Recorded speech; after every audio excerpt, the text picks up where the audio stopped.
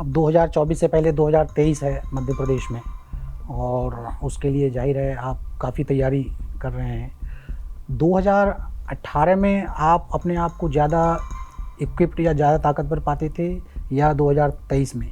देखिए, जब आप जनसेवक हो तो आप कार्यकर्ता हो, और कार्यकर्ता को अपने आप को सदैव पूर्ण रूप से समर्पित करके अपने आप को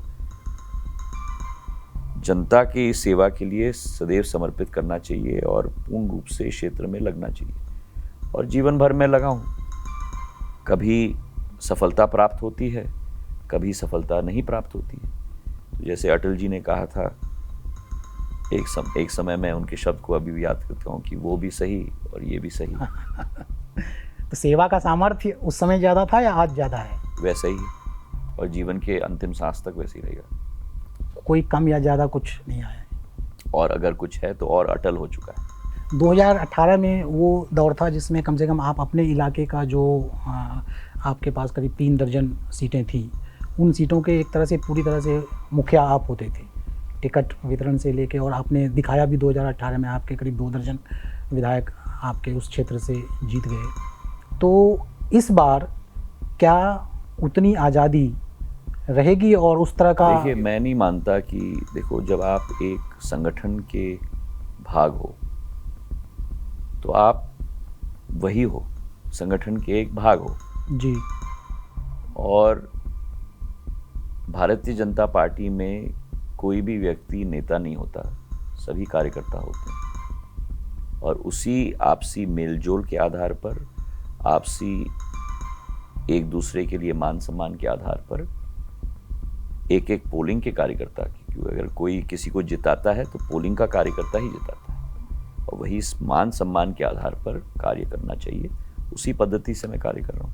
2018 में जो 15 साल बाद करीब कांग्रेस की सरकार लौटी, आपकी उसमें बहुत बड़ी भूमिका रही, आपने काफ़ी दम लगाया और उसका रिजल्ट आया, लेकिन अंत समय में कमलनाथ जी आ गए। आपको, विजय जी, आपको मुझे समझना पड़ेगा, ज़िंदगी में, जैसे मैंने आपको कहा, ज़िंदगी में मेरी आशा अभिलाषा, मेरा लक्ष्य कुर्सी नहीं है। अगर मेरा लक्ष्य कुछ है तो आपके दिल में स्थान पाने का मेरा लक्ष्य है। चाहे मेरे पूज्य पिताजी रहे हों, चाहे मेरी पूज्य आजी अम्मा रही हों, इस परिवार में कभी भी कुर्सी की होड़ या कुर्सी के साथ चिपकना या कुर्सी को पकड़ना कभी इस परिवार की पद्धति नहीं रही। जिस रूप में भी आप जनता की सेवा कर पाओ, जिस रूप में भी आप विकास कर पाओ, जिस रूप में भी आप प्रगति कर पाओ, आपको अपने आप को सौभाग्यशाली समझना चाहिए। हाँ, मेरी आशा अभिलाषा जरूर है, और वो है दिन और रात कुछ न कुछ नया करने के लिए, जनता की सेवा करने के लिए, विकास करने के लिए, प्रगति करने के लिए। उसके लिए एक प्यास है, उसके लिए एक भूख है, इसके लिए नहीं। आपने कहा कि कुर्सी से ज़्यादा महत्व है सम्मान, तो मतलब सम्मान में कहीं पर उस समय कमी आई तो आपने? अब अतीत की बात छोड़िए भाई, वर्तमान और भविष्य की बात करें। जी। कितना समय अतीत में बैठे हुए। तो कांग्रेस में राहुल गांधी से आपकी काफ़ी दोस्ती थी उस समय, वो दोस्ती अभी है या वो दोस्ती भी खत्म हो गई है? देखिए, जैसे मैंने आपको कहा, हम लोग अतीत की बात न करें, हम लोग वर्तमान या भविष्य की बात करें। इस चुनाव में अगर आपके क्षेत्र में जैसे भाजपा के बड़े बड़े दिग्गज हैं, नरेंद्र तोमर, वी.डी. शर्मा और भी लोग हैं, उनके रहते ज्योतिरादित्य सिंधिया को अगर बीजेपी के टॉप लीडरशिप में वहाँ पर उस एरिया नंबर दिया जाए तो ज्योतिरादित्य सिंधिया आज किस नंबर पर आएंगे? आखिरी नंबर। आखिरी नंबर पर आएंगे, तो फिर जो टिकट बंटवारा होगा वहाँ पर? कठिनाई यही है ना, व्यक्ति की सोच और विचारधारा केवल इन चीज़ों पे नहीं होना चाहिए। मुझे बड़ा अभिमान है, क्यों कहा मैंने आखिरी नंबर, क्योंकि मैं अपने आप को भारतीय जनता पार्टी के आम कार्यकर्ता के हैसियत में मैं अपने आप को मानता हूँ। वो मेरे लिए सबसे बड़ी पूंजी है। आप 1 नंबर पे हो या 2 नंबर पे हो या 3 से आप 2 कैसे पहुँचोगे, 2 से 4 को कैसे किसी को ले जाओगे, मुझे इसमें रुचि नहीं है। तो आपकी जो विचारधारा है ये, इस विचारधारा के नज़दीक आप आज अपने आप को ज़्यादा पाते हैं या 2018 में ज़्यादा पाते हैं? मैंने ये विचारधारा मेरे आजी अम्मा में देखा, मेरे ये विचारधारा मैंने अपने पूज्य पिताजी में देखा, ये विचारधारा मैंने अपने बचपन से मैंने विरासत में मैंने देखा है। भाजपा में जब आप आए तो क्या आपको अपनी मेरी सोच सदैव ये थी। राजनीति का तरीका कुछ आपको बदलना पड़ा भाजपा में आकर? मैं मानता हूं कि जरूर बदलना पड़ा।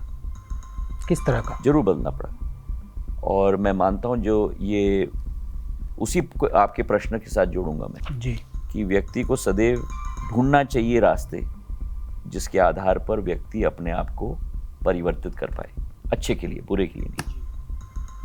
और जो एक डेमोक्रेटाइज सेटअप है हमारे पार्टी के अंदर, जो मैंने आपको बताया कि हमारे पार्टी के अंदर मूलभूत शक्ति हमारा कार्यकर्ता है। हमारे पार्टी के अंदर कोई नेता नहीं, सभी कार्यकर्ता हैं। और पिछले 3 वर्षों में उस वातावरण में अपने आप को पूर्ण रूप से समर्पित भाव से कार्य करने में बहुत आनंद और बहुत मज़ा मुझे आया। भाजपा के लिए मध्य प्रदेश में आप लगातार वहाँ जा रहे हैं, तो चुनावी माहौल अभी आप क्या देख रहे हैं? मुझे पूर्ण विश्वास है कि लोगों का आशीर्वाद भारतीय जनता पार्टी के साथ ही रहेगा। और 2020 में जो कांग्रेस के कुछ लोग भाजपा में आए थे और फिर अब छोड़ के कांग्रेस में चले गए हैं, उसका क्या कुछ असर होगा इस चुनाव में या नहीं होगा? चुनावी सरगर्मी में आवागमन होता ही रहता है, ये कोई नई बात नहीं है। चुनाव के 6 महीने पहले, 2 महीने पहले, 3 महीने पहले लोग आते हैं और जाते हैं।